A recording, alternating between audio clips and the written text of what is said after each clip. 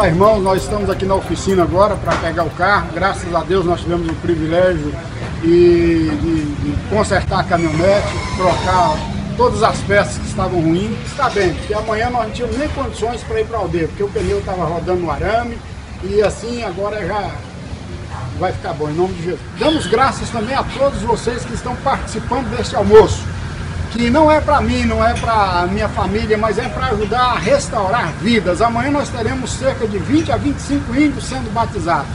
Já quase 4 meses doentes, mas a obra continua. Vidas estão sendo salvas, transformadas, libertas por sangue de Jesus. E nós agradecemos a todos, principalmente a você, Kátia, que tem sido uma fiel companheira, colega nossa aí, que Deus colocou, plantou você aí na Beiária, para que possa providenciar recursos, as orações, para que nós que estamos aqui na linha de frente, possamos continuar batalhando e vencendo em nome de Jesus. O nosso grande abraço a todos e que Deus abençoe. Bom dia, meus irmãos. Ontem eu mostrei para vocês o pastor João na oficina mecânica pegando a caminhonete para hoje nós estarmos indo para a aldeia de Manuel Ribas fazer o batismo dos índios. Vai ser um dia especial onde toda a família vai estar reunida, porque na verdade nós não sabemos o que pode acontecer.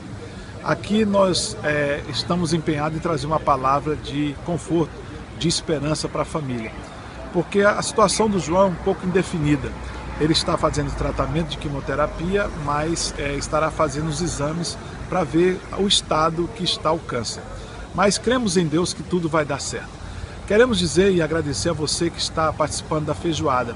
Essa feijoada vai ser revestida para o batismo, para a alimentação do pastor João, que é orgânica, é cara, e para outras coisas, outros gastos que nós temos nessa viagem. Então que Deus abençoe você e retribua você tudo aquilo que você tem dado para o reino de Deus. Hoje, 19 pessoas estão sendo batizadas.